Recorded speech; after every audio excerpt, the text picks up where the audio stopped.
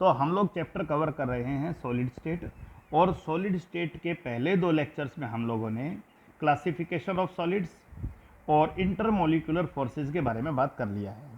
आज का हमारा टॉपिक है कि आखिर क्रिस्टलाइन सॉलिड्स के अंदर जिस रेगुलर ऑर्डर अरेंजमेंट के बारे में हम बात कर रहे थे वो आखिर किस तरीके से रिप्रेजेंट किया जाएगा उसके बारे में हम लोग डिस्कस करेंगे। राइट, तो चलिए समझने की कोशिश करते हैं। आप सब लोगों ने बात किया है शुरू में ही कि कोई भी सॉलिड किसी न किसी कंस्टिट्यूएंट पार्टिकल से मिलकर बनता है। किसी भी सॉलिड का जो फॉर्मेशन है वो किससे है? किसी न किसी कंस्टिट्यूएंट पार्टिकल से मिलकर है। अब वो कंस्टिट्यूएंट पार्टिकल कोई भी एटम हो सकता है, कोई मॉलिक्यूल हो सकता है, या कोई भी आयन हो सकता है।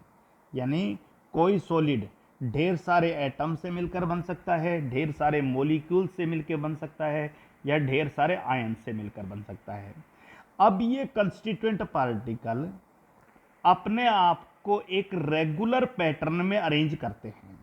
ये कंस्टिट्यूएंट पार्टिकल अपने आप को एक रेगुलर पैटर्न के अंदर अरेंज करते हैं हमेशा किसी भी सॉलिड के अंदर, और वो रेगुलर पैटर्न किसी भी एक पर्टिकुलर शेप का हो सकता है। राइट, और वो रेगुलर पैटर्न अपने आप को बार बार रिपीट करके आपका सॉलिड बनाता है, जिसे आप क्रिस्टल लेटिस के नाम से जानते हो। पूरा सॉलिड जिसको आप किस नाम से जानोगे? Crystal lettuce.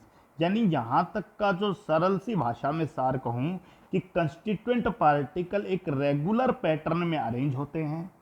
राइट, और उस रेगुलर पैटर्न के बार बार रिपीट होने से आपका एक क्रिस्टल लेटिस बनता है। ये बिल्कुल वैसी सी कहानी है जैसे ढेर सारे सैंड के पार्टिकल आपस में एक रेगुलर पैटर्न में अरेंज होकर एक ब्रिक बनाते हैं, और वो ब्रिक अपने आप को बार बार रिपीट करके वॉल बनाती है। तो आप यूँ समझ लीजिए कि सैंड के जो पार्टिकल हैं वो कंस्टिट्यूएंट पार्टिकल को रिप्रेजेंट कर रहे हैं, जो ब्रिक है वो आपकी एक रेगुलर पैटर्न को, जो रेगुलर पैटर्न का फॉर्मेशन है उसको रिप्रेजेंट कर रही है, और वॉल जो है वो क्रिस्टल लेटिस को रिप्रेजेंट कर रहा है। तो जिस रेगुलर पैटर्न के बारे में बात कर रहे हैं, जिसके बार बार रिपीट होने से आपका क्रिस्टल लेटिस बना है, उसे हम लोग केमिस्ट्री की भाषा में यूनिट सेल कहेंगे। तो आप यूँ समझिए कि कंस्टिट्यूएंट पार्टिकल एक रेगुलर पैटर्न में अरेंज होकर यूनिट सेल बनाते हैं, और यूनिट सेल अपने आप को बार बार रिपीट करके क्रिस्टल लेटिस की फॉर्मेशन करता है। राइट, इस कहानी को आप यूं भी समझ सकते हो कि मान लीजिए ये कोई भी एक सॉलिड है।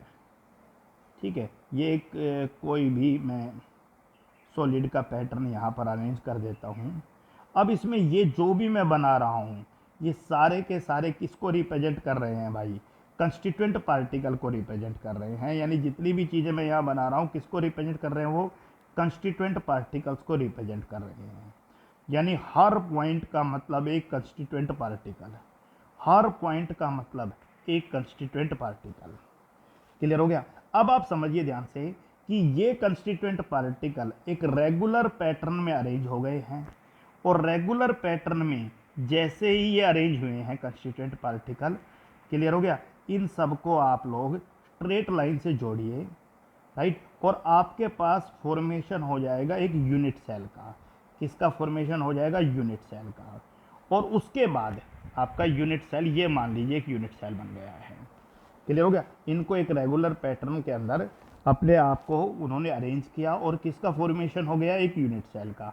उसके बाद ये यूनिट सेल अपने आप को इस पूरे क्रिस्टल लेटिस में बार बार रिपीट करेगी। ये यूनिट सेल बार बार रिपीट करेगी, बहुत सारी यूनिट सेल, और फिर आपका एक पूरा का पूरा किसका फॉर्मेशन हो जाएगा? क्रिस्टल लेटिस का फॉर्मेशन हो जाएगा।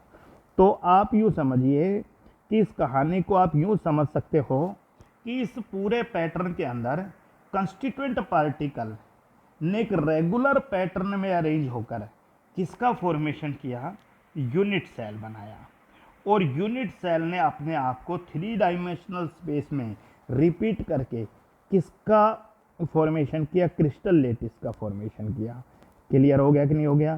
तो इस पॉइंट को आप लोग दोबारा से सुन लीजिए कि ढेर सारे कंस्टिट्यूएंट पार्टिकल चाहे वो पार्टिकल एटम हों, चाहे वो पार्टिकल मॉलिक्यूल हों और चाहे वो पार्टिकल आयंस हों, वो एक रेगुलर पैटर्न में अरेंज होकर यूनिट सेल बनाते हैं और यूनिट सेल अपने आप को बार बार रिपीट करके क्रिस्टल लेटिस का फॉर्मेशन करता है। जैसे मैंने एक बहुत कॉमन सा एग्जांपल बताया कि ढेर सारी सेंड एक रेगुलर पैटर्न में अरेंज होकर ब्रिक का फॉर्मेशन करता है और ब्रिक अपने आप को बार बार रिपीट करके वॉल का फॉर्मेशन करता है। ठीक है, तो अब हम एक बात समझ रहे हैं कि किसी भी क्रिस्टल लेटिस को अगर आप ध्यान से देखो तो आप कहोगे जी उस क्रिस्टल लेटिस में ढेर सारे पॉइंट्स हैं, क्रिस्टल लेटिस के अंदर ढेर सारे पॉइंट हैं, हर पॉइंट एक कंस्टिट्यूएंट पार्टिकल को रिप्रेजेंट करता है। क्रिस्टल लेटिस में मौजूद हर पॉइंट एक कंस्टिट्यूएंट पार्टिकल को रिप्रेजेंट करता है। वो पॉइंट कहीं भी मौजूद हो, किसको रिप्रेजेंट करेगा? वो कंस्टिट्यूएंट पार्टिकल को, एटम, मॉलिक्यूल या आयन। सभी कंस्टिट्यूएंट पार्टिकल को हमेशा स्ट्रेट लाइन से ज्वाइन किया जाएगा। किससे ज्वाइन किया जाएगा? स्ट्रेट लाइन से ज्वाइन किया जाएगा। वो स्ट्रेट लाइन से ज्वाइन करने के बाद जब उन कंस्टिट्यूएंट पार्टिकल को हम स्ट्रेट लाइन से ज्वाइन करेंगे तो ये आपका यूनिट सेल का फॉर्मेशन होगा और यूनिट सेल अपने आप को बार बार रिपीट करके क्रिस्टल लेटिस की फॉर्मेशन करेगा। मेरे ख्याल से पॉइंट क्लियर है आपका?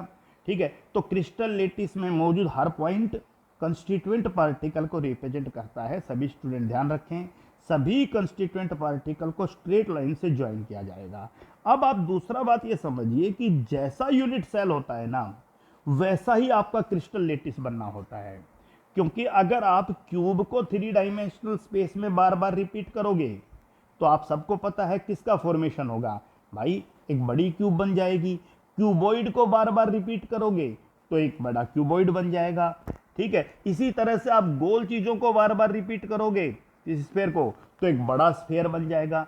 तो जिस शेप को आप बार बार रिपीट करने वाले हो, बड़ी शेप वैसी ही बनेगी। तो इसका सरल सा मतलब ये समझ में आया कि किसी भी क्रिस्टल लेटिस को अगर हमें समझना है तो हमें पहले उसकी यूनिट सेल को समझना पड़ेगा। किसी भी क्रिस्टल लेटिस को अगर समझना है तो उसकी यूनिट सेल को समझना होगा। अगर हमें यूनिट सेल समझ में आ गया तो फिर मान के चलिए कि क्रिस्टल लेटिस तो आपको अपने आप समझ में आ जाएगा। तो अब बात आता है, हम लोग स्टडी करते हैं किसकी? यूनिट सेल की, कि आखिर यूनिट सेल होता क्या है। डिफाइन तो आप कर सकते हो कि क्रिस्टल लेटिस की स्मॉलेस्ट रिपीटिंग यूनिट आपकी यूनिट सेल कहलाती है। और आपसे कोई पूछे भाई क्रिस्टल लेटिस को कैसे डिफाइन करोगे, तो आप कहोगे एक regular 3 dimensional arrangement of point in space, यानी पॉइंट्स का 3 डायमेंशनल स्पेस के अंदर एक रेगुलर अरेंजमेंट जो है वो आपका क्या कहलाता है? क्रिस्टल लेटिस कहलाता है। राइट, तो अब हम स्टडी करते हैं किसी भी एक यूनिट सेल की। ये मान लीजिए कोई भी एक यूनिट सेल है। ठीक है, अब इस यूनिट सेल को आप ध्यान से देखिए, किसी भी मैं शेप की बना सकता था, एक शेप आपके सामने लिख दिया है। राइट, अब मैं अगर आपको ये कहूं कि इस यूनिट सेल के जो एजिज हैं, जो इसकी साइड्स हैं, राइट, वो एजिज ए, बी और सी हैं और इसके जो एंगल्स हैं वो मान लीजिए अल्फा, बीटा और गामा हैं। और अगर मैं आपको ये कहूं कि ए, बी और सी तीनों इक्वल हैं, अल्फा भी, बीटा भी और गामा भी तीनों इक्वल हैं और तीनों ही 90 डिग्री के हैं, तो आप कहोगे जी ये यूनिट सेल एक क्यूबिक यूनिट सेल है। आपको समझ में आ गया? इसका मतलब ये हुआ कि अगर हमें 6 चीजें पता चल जाए, 3 तो एजिज पता चल जाए साइड, ठीक है, और 3 ही एंगल पता चल जाए उन एजिज के बीच में बनने वाले, तो फिर हमें यूनिट सेल की सभी चीज़ों के बारे में पता चल जाएगा। इसका मतलब हर यूनिट सेल के 6 पैरामीटर होते हैं। कोई भी यूनिट सेल है उसके टोटल 6 पैरामीटर हैं। किसी भी यूनिट सेल के कुल पैरामीटर है 6। कौन कौन से 6 पैरामीटर हैं? 3 edges A, B and C and 3 angles alpha, beta and gamma. ये चीज़ें जब हमें समझ आ जाएंगी तो समझ लीजिए आपको कोई भी यूनिट सेल समझ में आएगा। मान लीजिए कोई एक यूनिट सेल ऐसा होता जिसमें ए, बी और सी इक्वल नहीं होते, लेकिन अल्फा, बीटा और गामा तीनों इक्वल होते और तीनों ही 90 डिग्री के होते, तो आपको कि ऐसी स्थिति के अंदर हमारा जो यूनिट सेल है वो अब क्यूब नहीं रहेगा, वो क्या बन जाएगा? क्यूबॉइड बन जाएगा भाई। तो आप लोगों को अगर ये 6 चीज़ें पता चल जाएं, कौन सी 6 चीज़ें पता चल जाए भाई, कि अगर सभी साइड्स इक्वल हैं, यानी एजिज का पता चल जाए और उनके बीच में बनने वाले एंगल पता चल जाए, तो समझ लीजिए यूनिट सेल के बारे में सारी इंफॉर्मेशन आपके पास आ जाएगी। तो हर यूनिट सेल के कुल 6 पैरामीटर होते हैं। चलिए और थोड़ा आगे समझने की कोशिश करते हैं कि कोई भी यूनिट सेल है उसके 6 पैरामीटर है। कौन कौन से 6 पैरामीटर है भाई? चलिए, ये एक यूनिट सेल है, इसके 6 पैरामीटर हैं और वो 6 पैरामीटर हैं 3 एजिज ए, बी और सी, 3 एंगल्स अल्फा, बीटा और गामा। 3 एजिज है, ठीक है, और 3 एंगल्स हैं।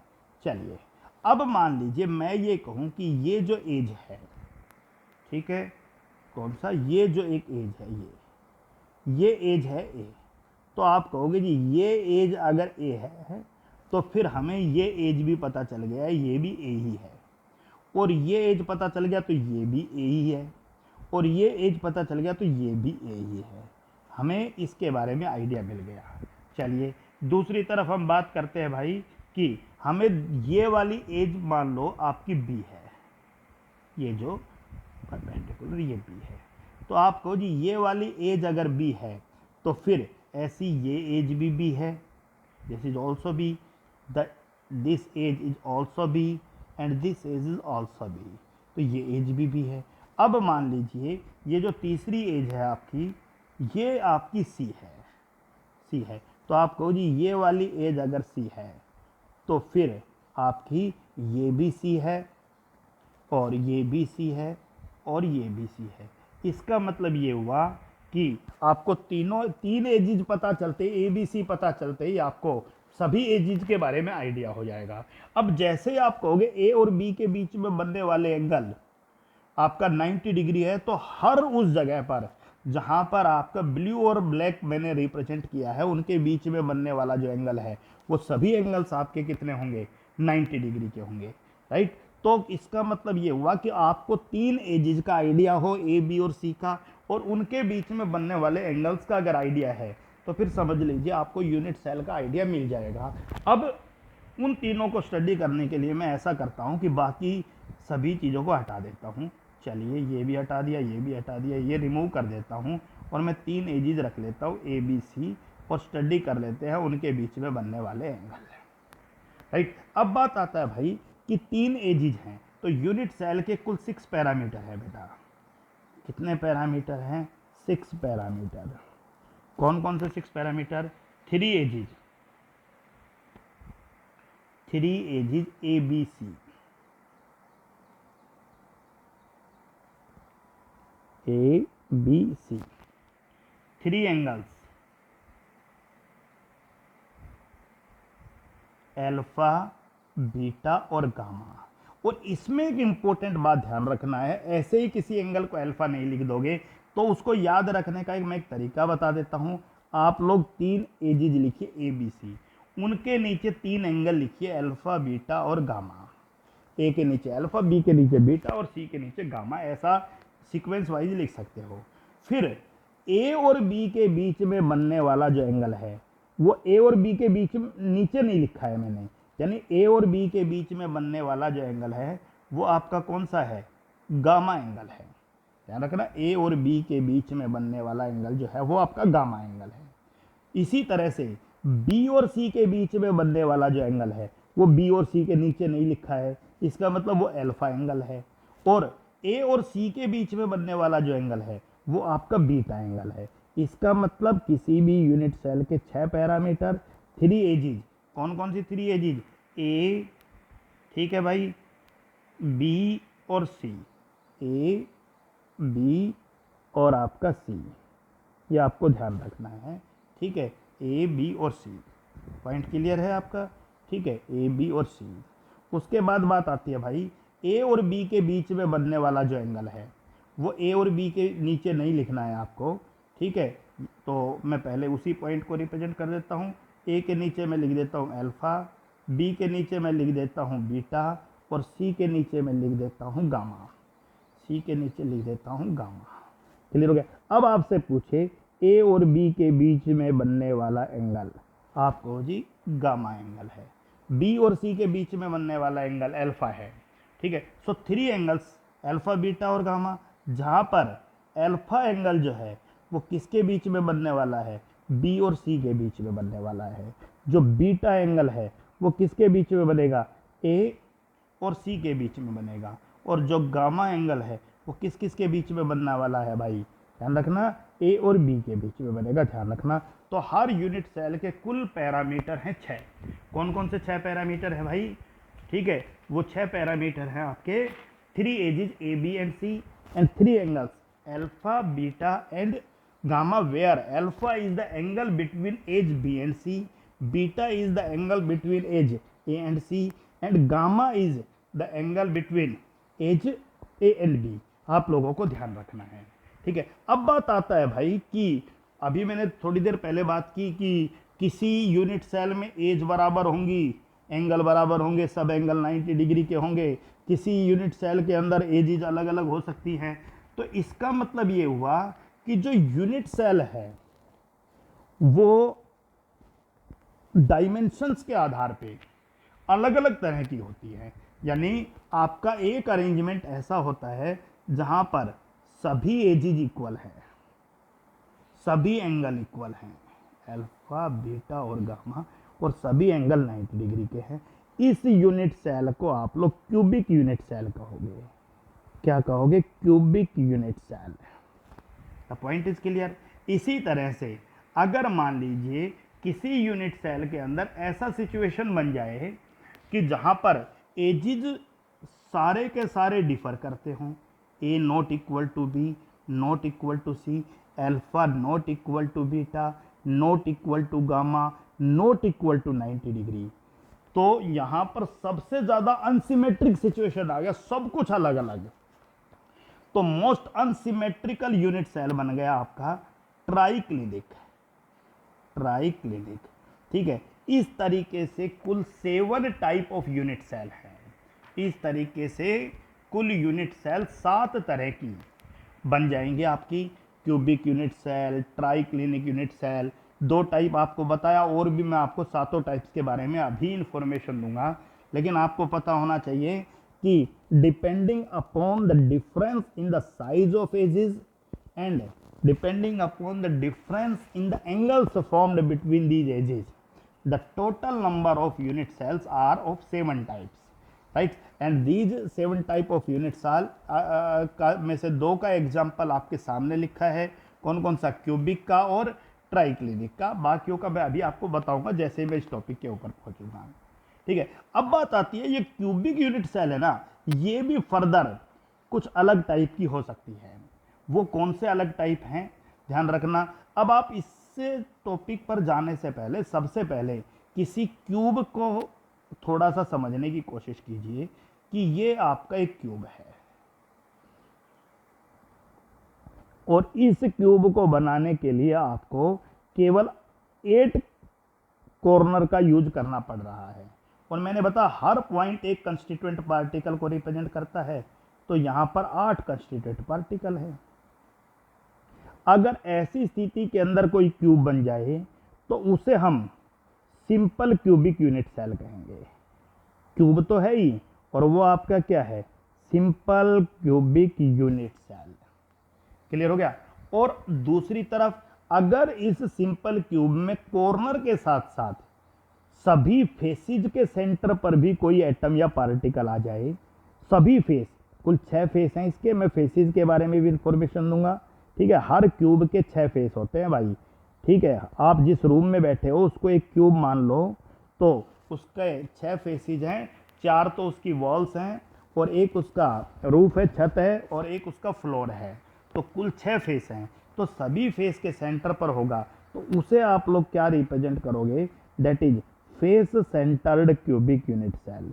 तो यूनिट सेल भी आपकी फर्दर टाइप्स की होती हैं। तो कुल आपकी 7 टाइप ऑफ यूनिट सेल बनेंगी, और वो 7 type of unit cell further कुछ के 2 पार्ट बनेंगे, कुछ के 3, कुछ का 1 ही रहेगा, 14 टाइप्स के अंदर डिवाइड होंगी। यानी जैसे मैंने बताया क्यूबिक यूनिट सेल का एक एग्जांपल आपको क्या बताया, सिंपल क्यूबिक यूनिट सेल, और एक आपको क्या बताया, face centred cubic unit cell. One by one मैं आपको पूरे कॉन्सेप्ट के बारे में बताऊंगा। तो इसके दो अलग अलग क्लासिफिकेशन कर दिए हैं। पहला टॉपिक लिख देता हूं मैं, यूनिट सेल। आप ध्यान से समझना, इसके दो अलग अलग पार्ट के क्लासिफिकेशन हैं। पहला क्लासिफिकेशन आपका कि पार्टिकल किसी भी यूनिट सेल में मौजूद कहाँ होगा, उसके आधार पर क्लासिफिकेशन। और दूसरा क्लासिफिकेशन यूनिट सेल का एजिज के आधार पे। ठीक है, अब पार्टिकल मौजूद कहाँ होगा उसके आधार पे या तो किसी यूनिट सेल को कहा जाएगा primitive unit cell, that is primitive unit cell. Clear हो गया? ओके, या फिर उसको कहा जाएगा आपका सेंटर्ड यूनिट सेल। सेंटर्ड, अब सेंटर्ड कुछ भी हो सकता है भाई। सेंटर्ड आपका फेस का सेंटर हो सकता है, बॉडी सेंटर्ड। यानी यूनिट सेल के दो पार्ट में क्लासिफिकेशन आपका, primitive unit cell, centred unit cell क्या होता है अभी बात करेंगे। दूसरी तरफ आपकी कुल 7 टाइप ऑफ यूनिट सेल हैं, जिसमें मैंने आपको कुछ नाम बता भी दिए थे। और वो 7 नेम्स आपके क्या क्या हैं, आपके क्यूबिक यूनिट सेल आपका, ठीक है भाई, triclinic unit cell, monoclinic unit cell, मैं डिटेल में आप लोगों को बहुत अच्छे से बताऊंगा भाई, orthorhombic unit cell, rhombohedral unit cell, hexagonal unit cell और टेट्रागोनल यूनिट सेल। कुल 7 तरह की यूनिट सेल हैं। और इन 7 तरह की यूनिट सेल में कुछ यूनिट सेल प्रीमिटिव हैं, कुछ यूनिट सेल सेंटर्ड भी हैं प्रीमिटिव के साथ साथ। ठीक है, तो इस तरह से total Bravais lattice, total structure बनेंगे 14। टोटल कितने अरेंजमेंट बनेंगे? 14। यानी 7 type of unit cell, 7 type of unit cell को फर्दर हम लोग डिवाइड करके कितने स्ट्रक्चर में समझेंगे? 14 ब्रेवियस लेटिस के बारे में बात करेंगे। 14 Bravais lattice, this is the point. Total unit cell 7, और 7 को कितने के अंदर स्टडी करने वाले हैं हम लोग? 14 ब्रेवियस लेटिस के अंदर स्टडी करने वाले हैं। तो पहले मैं आपको 7 यूनिट सेल के डायमेंशंस के बारे में थोड़ा आइडिया दे देता हूं, और फिर उनके ब्रेवियस लेटिस के बारे में हम लोग बात कर लेंगे, फिर आगे पॉइंट करेंगे। जो 7 टाइप ऑफ यूनिट सेल है, उसमें जो सबसे ज़्यादा सिमेट्रिकल यूनिट सेल है वो आपकी क्यूबिक यूनिट सेल है, जहाँ पर ए, बी और सी बिल्कुल इक्वल है। अल्फा, बीटा और गामा आपका तीनों का तीनों आपका 90 डिग्री है। क्यूबिक जहाँ नाम आ गया, आपको कुछ भी याद करने की ज़रूरत नहीं है। क्यूबिक आपको बहुत आसानी से याद आ जाएगा। उसके तुरंत बाद क्यूबिक के बाद जो सबसे ज़्यादा अनसिमेट्रिकल है वो आपकी ट्राइक्लिनिक है, सब कुछ डिफर है, ये भी आपको याद हो जाएगा। Alpha not equal to beta, not equal to gamma, not equal to 90 degree, आप लोग याद रख लोगे। Most unsymmetrical unit cell is triclinic, most unsymmetrical unit cell is triclinic. तीसरा यूनिट सेल आप लोगों को याद रखना है ऑर्थोरोम्बिक। ठीक है, ऑर्थोरोम्बिक आप लोगों का जैसे ही ऑर्थोरोम्बिक शब्द आए, आप लोग अपने दिमाग में क्यूबॉइड याद रखना। ऑर्थोरोम्बिक एक्चुअली क्यूबॉइड को ही कहा गया है। तो क्यूबॉइड है तो भाई A not equal to B, not equal to C, but alpha is equal to beta, is equal to gamma, is equal to 90 degree. That is the arrangement of cuboid, right. So आप लोगों को ध्यान रखना है। ठीक है, एक और अरेंजमेंट दैट इज हेक्सागोनल। अब हेक्सागोनल आप ध्यान से थोड़ा समझिए कि मैं आपसे कहूँ कोई भी हेक्सागोनल बना के दिखाइए, तो आप एक रेगुलर 2 डायमेंशनल हेक्सागन बना लो बेटा। ठीक है, आगे इस चैप्टर में हेक्सागोनल स्ट्रक्चर हम काफ़ी बनाएंगे। फिर एक बना लीजिए ताकि इसको हम 3 डायमेंशनल बना लें, और फिर इसके पार्ट्स को आप लोग ज्वाइन कर दीजिए। इस तरीके से आपके पास एक हेक्सागोनल स्ट्रक्चर अरेंज हो जाएगा, अराइज हो जाएगा। अब इस हेक्सागोनल स्ट्रक्चर को आप ध्यान से देखो तो आप ये कहोगे ये दो साइड इक्वल हैं, लेकिन ये वाली साइड इक्वल नहीं होती हेक्सागोनल में। इसका मतलब हेक्सागोनल का मतलब है कि A is equal to B, not equal to C. Clear हो गया? उसके बाद ये जो दोनों एजेस हैं, ये नीचे की तरफ जितने भी एंगल बना रही हैं वो आपके 90 डिग्री के बना रही है। इसका मतलब अल्फा और बीटा वो यहाँ पर 90 डिग्री का है, लेकिन ये जो एंगल बन रहा है, कौन से एंगल के बारे में मैं बात कर रहा हूँ, ये ध्यान से देखिए, ये वाला जो एंगल है, ये एंगल है, या ये जो एंगल है, ये वाला जो एंगल है, ये, या नीचे देखिए ये वाला एंगल है, ये वाला एंगल, ये आपके 120 डिग्री के हैं सारे के सारे। इसका मतलब अल्फा और बीटा जो है वो आपका 90 डिग्री, और गामा जो है हेक्सागोनल में वो आपका 120 डिग्री का है। तो हेक्सागोनल आते आपके दिमाग में हेक्सागोनल ज्योमेट्री भी आ जाना चाहिए। अल्फा बीटा 90 डिग्री का है, जबकि गामा जो है वो आपका 120 डिग्री है। आप लोगों को ध्यान रखना है। तो क्यूबिक में क्या याद रखना भाई, तीनों साइड इक्वल, तीनों एंगल 90 डिग्री के। ट्राइक्लिनिक्स मोस्ट अनसिमेट्रिकल है, जबकि क्यूबिक सबसे ज़्यादा सिमेट्रिकल है। ध्यान रखिए, क्यूबिक सबसे ज़्यादा सिमेट्रिकल यूनिट सेल है और ट्राइक्लिनिक सबसे ज़्यादा अनसिमेट्रिकल यूनिट सेल है। किसी स्टूडेंट को इस पॉइंट को लेकर कोई भी डाउट ना हो कि हम लोग किस यूनिट सेल के बारे में बात कर रहे हैं। कोई भी आपसे एग्जाम में ही पूछ ले, भाई सबसे ज़्यादा सिमेट्रिकल यूनिट सेल बताओ, क्या कहोगे भाई, क्यूबिक यूनिट सेल है। सबसे ज़्यादा unsymmetrical unit cell that is triclinic unit cell.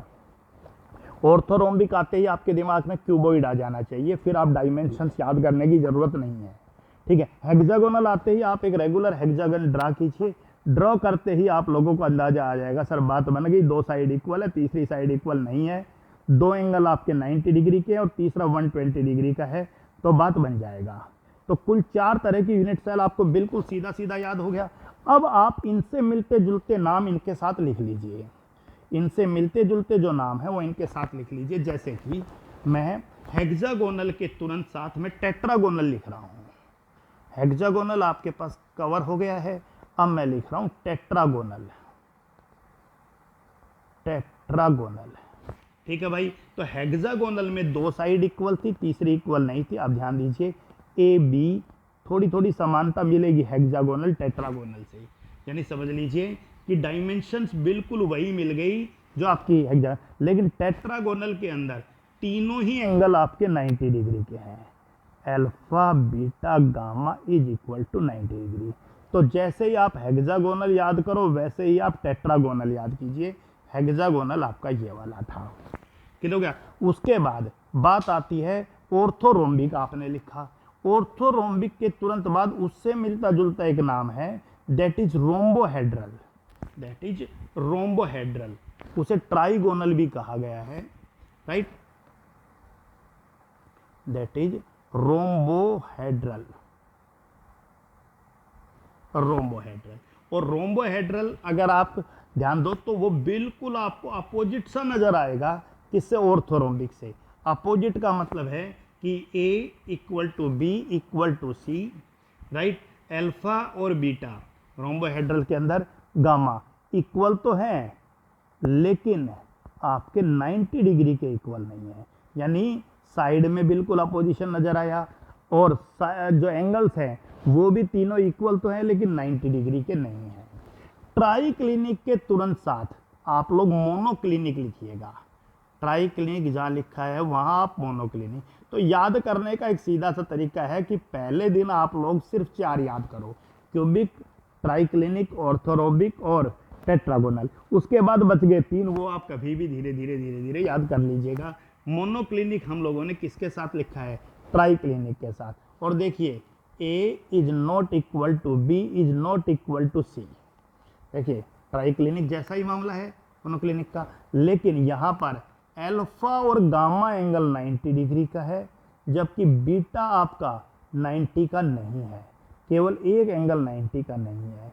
तो आपको इन तीनों को याद रखने में थोड़ा सा ज़्यादा मेहनत करना पड़ेगा, मोनोक्लिनिक को, रोम्बोहेड्रल को, टेट्रागोनल को। तो पहले 4 आप लोगों को सीधा सीधा याद कर लेना है, राइट। मैं एक बार दोबारा से आप सबके लिए रिपीट कर देता हूँ कि मामला था क्या, ठीक है। आप लोगों को क्या ध्यान रखना है, सबसे पहले आप लोगों को क्यूबिक लिखना है, ठीक है। क्यूबिक के तुरंत बाद आप लोगों को मोस्ट अनसिमेट्रिकल, जिसे ट्राइक्लिनिक कहा, और ट्राइक्लिनिक के साथ ही आप लोग मोनोक्लिनिक याद कर लोगे, ठीक है। उसके बाद आप लोगों को ऑर्थोरोम्बिक याद करना है, और ऑर्थोरोम्बिक के साथ साथ आपको रोम्बोहेड्रल याद करना है, ठीक है। और उसके बाद बात आती है भाई आपका हेक्सागोनल, और हेक्सागोनल के साथ साथ ही आपको टेट्रागोनल ध्यान रखना है। तो कुल 7 तरह की आपकी यूनिट सेल ठीक है, ये वो यूनिट सेल हैं जिनको आप प्रिमिटिव यूनिट सेल कह सकते हो, प्रिमिटिव यूनिट सेल कह सकते हो।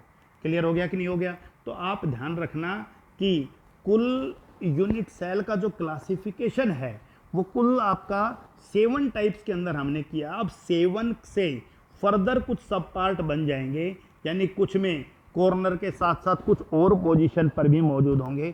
तो इसके आधार पे मैं यूनिट सेल को अब 2 पार्ट में डिवाइड कर देता हूँ, और वो 2 हैं आपके, एक है primitive unit cell, that is simple unit cell, primitive unit cell, and the next one is simple, और very sorry, primitive unit cell का ही दूसरा नाम सिंपल यूनिट सेल है, simple unit cell, and the next one is centered unit cell, centred unit cell. कोई भी unit cell हो, अगर उसमें कंस्टिट्यूएंट पार्टिकल केवल कॉर्नर पर मौजूद हैं, केवल कॉर्नर पर मौजूद हैं, तो आप उसको प्रिमिटिव यूनिट सेल, क्लियर, या सिंपल यूनिट सेल कहोगे।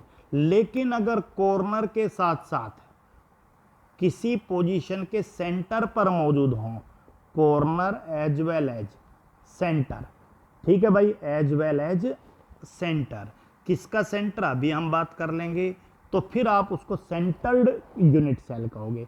अब सेंटर को फर्दर 3 पार्ट में डिवाइड कर दिया है। वो 3 पार्ट क्या होंगे भाई? आपका face centred cubic unit cell, face centred, cubic की बात नहीं कर रहा, किसी की भी बात कर रहा हूँ, face centered right unit cell, आपका body centered unit cell, body centered unit cell, और आपका end centered unit cell. Further उसके 3 पार्ट हैं, end centered unit cell, right. Face centered में क्या होगा भाई? कॉर्नर के साथ साथ, कॉर्नर पर तो मौजूद होगा ही होगा, सभी फेसेज के सेंटर पर भी मौजूद हो। अब ये फेस क्या होते हैं, कितने होते हैं, हम लोग अगले कॉन्सेप्ट में बात कर लेंगे। दूसरी तरफ अगर बात आप बॉडी सेंटर्ड की करते हो, तो बेटा कॉर्नर तो पर तो होगा ही होगा, उसके अलावा बॉडी सेंटर पर भी मौजूद होगा। अब ये बॉडी सेंटर क्या होगा, इस पे भी बात कर लेंगे। और एंड सेंटर्ड यूनिट सेल अगर होगा, तो उसका मतलब है कि कॉर्नर पर तो होगा ही होगा, और 2 अपोजिट फेसेस के सेंटर पर, सेंटर ऑफ 2 अपोजिट फेसेस, कोई भी 2 अपोजिट फेस के सेंटर पर, यानी अगर छत पर है तो फिर फ्लोर के ऊपर है, राइट, या और फ्रंट वॉल पे है तो फिर बैक वॉल पे भी होगा, लेफ्ट वाली वॉल पर है तो फिर राइट वाली वॉल पर होगा, किन्हीं भी 2 अपोजिट फेसेस के सेंटर के ऊपर। तो यूनिट सेल के अगर आप क्लासिफिकेशन के ऊपर बात करो, तो मैं दोबारा से इस पॉइंट को रिप्रेजेंट कर रहा हूं भाई कि यूनिट सेल का क्लासिफिकेशन अगर आपको समझना है तो आप यूं समझ लीजिए कि कुल यूनिट सेल आपकी 7 टाइप की हैं, ठीक है, और उन 7 टाइप के फर्दर फिर किसी के एक पार्ट होंगे। एक पार्ट कौन सा? कोई केवल सिंपल प्रिमिटिव होगा, कुछ ऐसे होंगे जिसमें प्रिमिटिव के साथ साथ कोई सेंटर्ड भी मिलेगा। तो इस तरह से 7 के फर्दर डिवीजन होकर कुल आपको 14 ब्रेवियस लेटिस मिल जाएंगे, यानी कुल 7 टाइप ऑफ यूनिट सेल। कौन कौन सी 7 टाइप आपकी? Cubic, triclinic, monoclinic, orthorhombic, rhombohedral, right, और हेक्सागोनल, और आपका टेट्रागोनल। उस 7 टाइप ऑफ यूनिट सेल को अगर आप फर्दर डिवाइड करो, तो उनमें से किसी टाइप के प्रिमिटिव भी मिलेंगे, बॉडी सेंटर्ड भी मिलेंगे, फेस सेंटर्ड भी मिलेंगे। कुछ एक ऐसी होंगी जो केवल और केवल प्रिमिटिव ही होंगी, कुछ ऐसी होंगी जहां प्रिमिटिव के साथ बॉडी सेंटर होगा। तो कुल 7 टाइप ऑफ यूनिट सेल का डिवीजन फाइनली 14 ब्रेवियस लेटिस के अंदर बदल जाएगा, ठीक है। आप लोगों को अभी मैं हल्का हल्का आइडिया दे भी देता हूं, ठीक है, लेकिन उसको बहुत डिटेल में अभी याद करने की ज़रूरत नहीं है। रिवीजन के टाइम आप लोग देख लीजिएगा कि जो क्यूबिक है वो आपकी 3 तरह की है, प्रिमिटिव भी है, बॉडी सेंटर्ड भी है, और फेस सेंटर्ड भी है। प्रिमिटिव है, बॉडी सेंटर्ड है, और फेस सेंटर्ड है। ठीक है। इसी तरीके से अगर आप टेट्रागोनल की बात करो तो टेट्रागोनल आपका प्रिमिटिव है और बॉडी सेंटर्ड के तौर पे मिलता है। इसी तरह से ऑर्थोरोम्बिक की अगर बात करो तो वो आपका प्रिमिटिव भी है, बॉडी सेंटर्ड भी है, फेस सेंटर्ड भी है आपका, और एंड सेंटर्ड भी है, ध्यान रखना। इसी तरह से हेक्सागोनल जो है वो आपका केवल और केवल प्रिमिटिव है, ठीक है। रोम्बोहेड्रल जिसको मैंने कहा वो भी आपका केवल प्रिमिटिव है। मोनोक्लिनिक की अगर आप बात करो तो वो आपका प्रिमिटिव के साथ साथ एंड सेंटर्ड है, एंड सेंटर्ड है। और ट्राइक्लिनिक जो है वो भी आपका प्रिमिटिव है। ये आपको अभी याद नहीं करने हैं, ये जब रिवीजन करोगे तब याद रखना। अब आप देखो कुल 7 type of unit cell is further divided into 3 to 5 4 9 10 11 12 13 और 14, ये 14 ब्रेवियस लेटिस के अंदर कन्वर्ट हो गए हैं।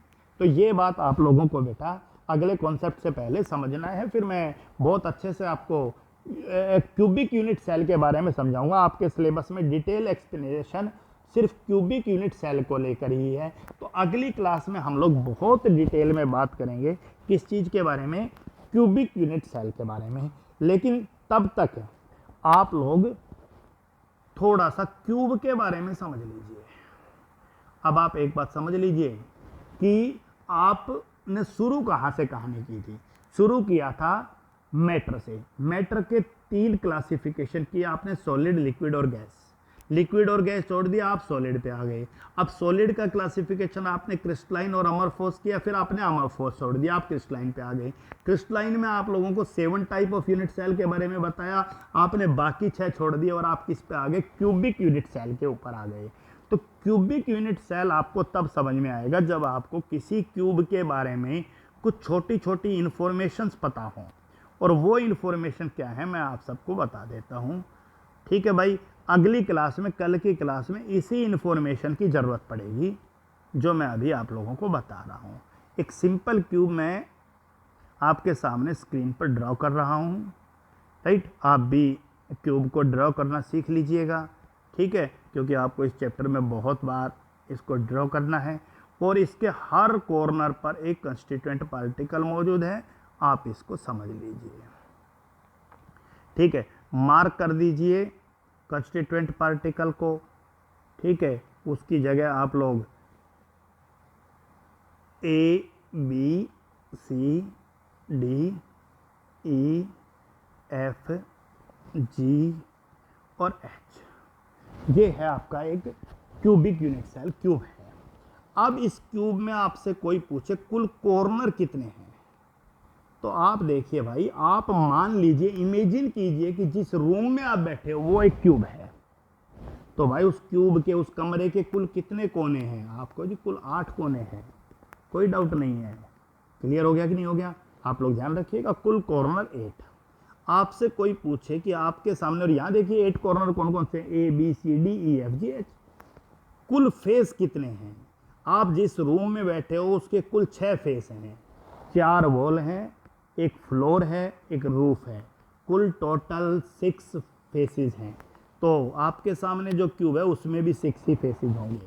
क्लियर हो गया। चलिए, एजिज जो इसकी कुल साइड्स हैं, एज, तो 4 एजिज तो भाई फ्लोर की हैं, आप अपने कमरे की 4 फ्लोर पे 4 लाइन खींच सकते हो। 4 आपकी रूफ की हैं, और 4 आपकी जो वर्टिकल खड़ी हुई है ऊपर से नीचे की तरफ, यानी कुल 12 है। यहाँ पर देखिए एक एज ऊपर वाले पार्ट पर देखोगे तो AB है, BC है, CD है और AD है। फ्लोर की देखोगे तो GH है, HE है, EF है और GF है। और आप 4 खड़ी हुई देखोगे तो AG है, DH है, BF है और CE है। तो कुल एज जो है वो आपकी 12 है। आपको ध्यान रखना है, कल के टॉपिक्स में इसकी बड़ी ज़रूरत पड़ेगी। फेस डायगोनल, हर फेस पर कुल कितने डायगोनल हैं। आप अपने रूम की छत की तरफ देखिए और आप देखिए वहाँ पर कुल कितने डायगोनल हैं। आपको जी 2 ही डायगोनल बनेंगे। तो हर फेस पर, जैसे यहाँ स्क्रीन पर देखिए ABCD फेस पर डायगोनल, आपको जी A को C से मिला दो एक डायगोनल और B को D से, तो face diagonal 2 on each face. Her face पर कुल दो डायगोनल है, 2 on each face, her face के ऊपर 2 डायगोनल है, आप लोगों को ध्यान रखना है face diagonal. Point is clear for you. चलिए आगे बात करते हैं बेटा, body diagonal. Body diagonal, body diagonal जो बॉडी में से पास हो। आप लोग जिस रूम में बैठे हो उस रूम के फ्लोर को देखिए, 4 कॉर्नर हैं और उन चारों कॉर्नर को छत के अपोजिट कॉर्नर से मिला दो, तो आपको जी कुल 4 बॉडी डायगोनल बन जाएंगे। आपके सभी कॉर्नर एक दूसरे से मिल गए अपोजिट कॉर्नर पर, तो कुल टोटल 4 बॉडी डायगोनल हैं, ये भी आपको ध्यान रखना है। ठीक है, मान लीजिए ये क्यूब है, इसकी एज, इसकी साइड आप ए मान लेते हो, ये क्यूब है, इसकी हर साइड ए है। ठीक है भाई, तो मान लीजिए आपने ए बी को ए माना है, तो अब इसकी सारी एजेस जो हैं, इसकी कुल 12 की 12 एज हैं, वो आपकी क्या हो जाएंगी, ए हो जाएगी। तो ए बी आपका ए है, चलिए बी सी भी आपका ए है, और ये एंगल आपका 90 डिग्री का है, कोई डाउट नहीं है। तो फिर ए सी कितना होगा, इसके लिए आप लोग पाइथागोरस थ्योरम इस्तेमाल कर सकते हो।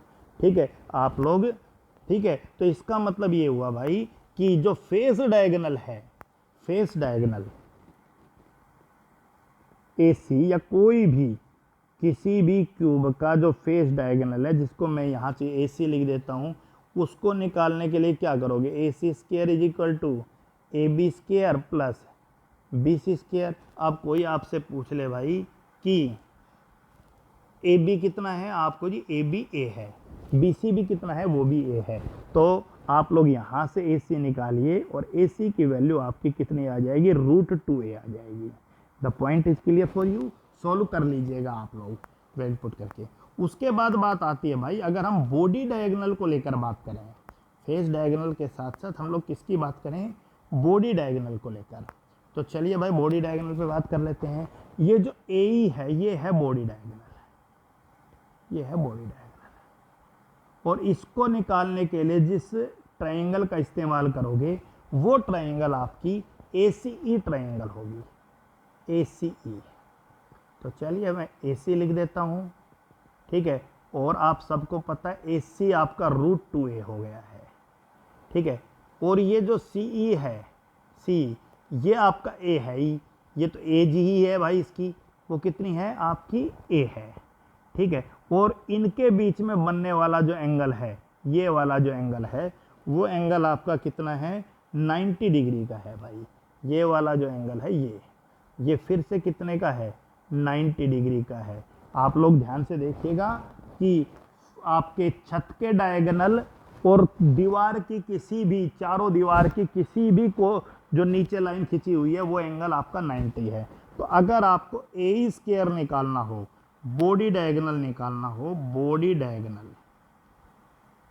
डायगोनल दैट इज AE, तो फिर आपको AE square is equal to AC square plus CE square. आप सोल्व कर लीजिएगा, AE की वैल्यू आपकी √2a आ जाएगी। तो यहाँ से आपको क्यूब को लेकर कुछ मोटा मोटा सा अंदाजा मिल गया है। अगली क्लास में बड़ा काम आएगा बेटा ये सारा का सारा पॉइंट। क्या पॉइंट है मैं दोबारा से बता देता हूँ